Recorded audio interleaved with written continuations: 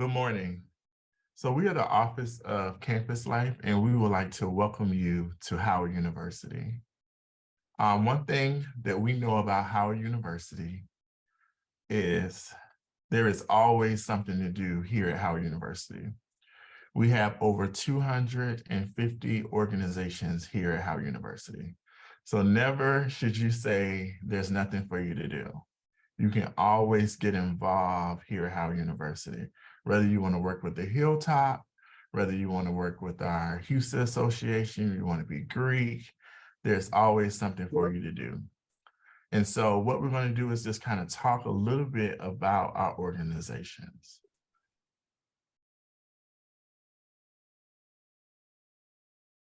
And I believe some of my team may be in the backstage.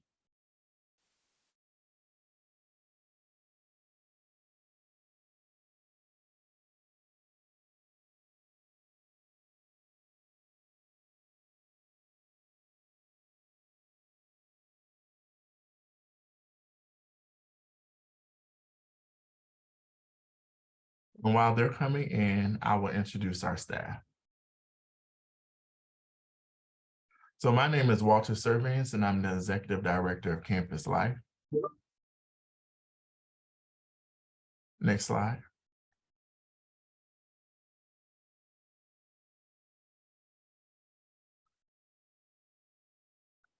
And we also have Mr. Dominic Carter, who's the Assistant Director of Greek Affairs. We have Ms. Caprice King, who is Assistant Director of Student Leadership Development. We have Mr. Bruce Morton, who is the Program Coordinator for Greek Affairs. We have Ms. Kendall Ballantyne, who is the Program Coordinator for Student Leadership Development. And we have Mr. Rainer McElroy, who is the Administrative Coordinator. And so now I'll turn it over to Ms. Caprice King, who will give you a little bit more information on how you can be involved. Good morning, everyone. As Mr. Servant stated, I'm Ms. Caprice King, the Assistant Director of Student Leadership Development here in Campus Life. And there are definitely a large amount of opportunities for you to get involved in student leadership.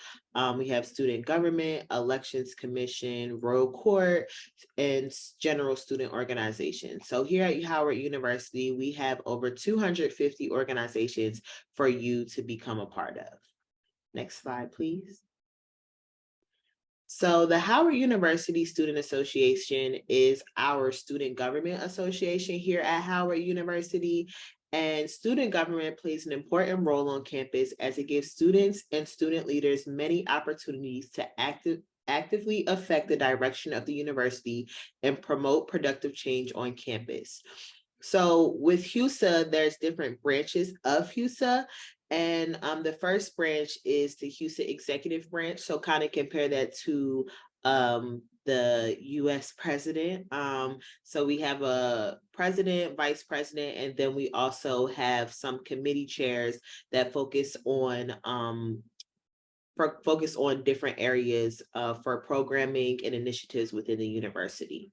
Then we have the HUSA Senate, and HUSA Senate is composed of different senators across the university. We have undergraduate senators and graduate senators who participate in the HUSA Senate, and it depends on how many students you have enrolled in your school or college that determines how many senators you have. So for instance, School of Education may have a little less senators than COAS based on the enrollment numbers for their undergraduate students.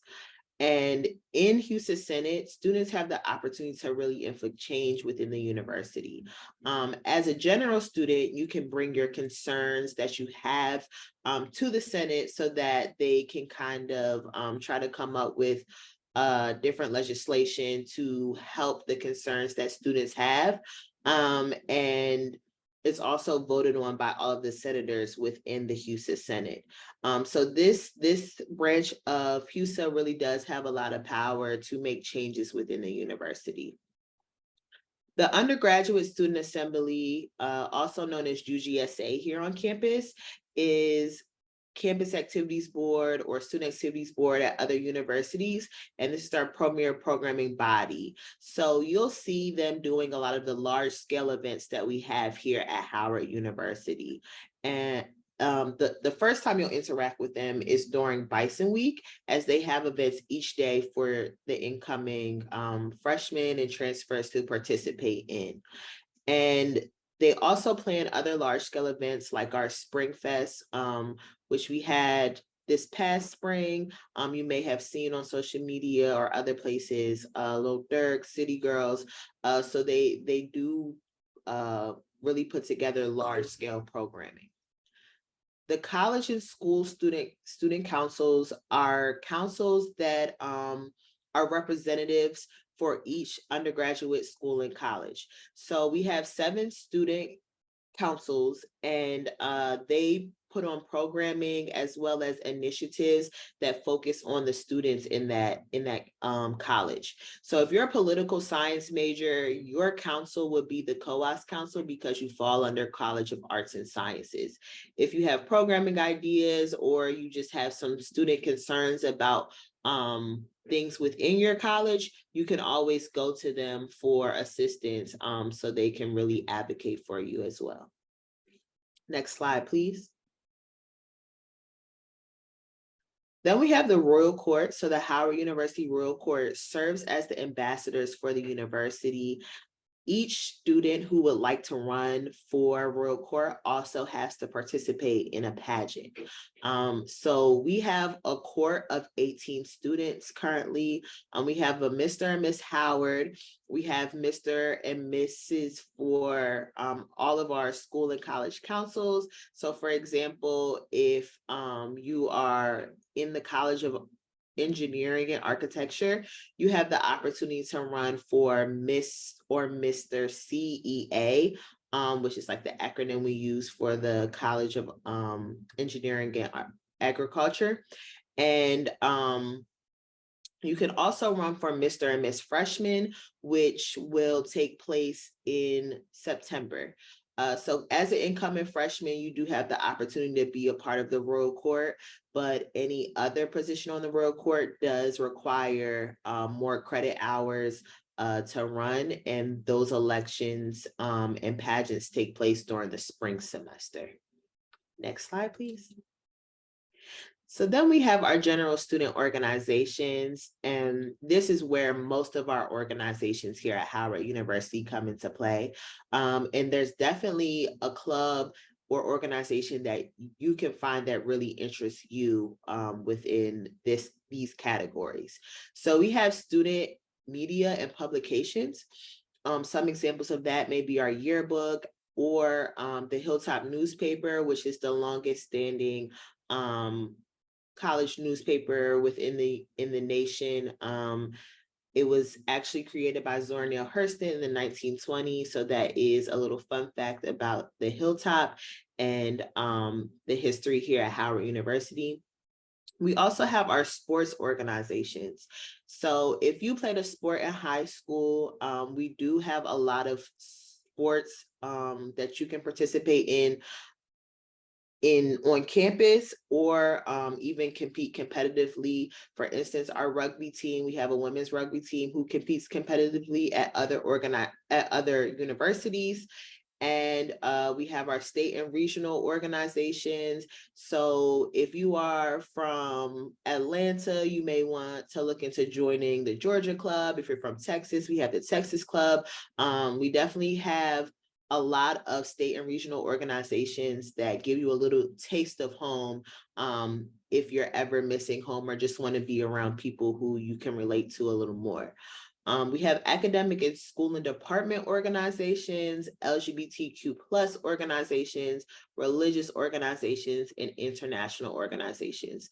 We really encourage you to get involved with these organizations because they do give you a real life experience here at the university, especially if you are running for a leadership position. It really helps prepare you for internships as well as your career down the line, as we try to really make sure that we are advising our students, but it is their ideas that we're helping them bring to life, and they're really running their own organizations. So you really have the opportunity to lead here at Howard University when you get involved with our organizations.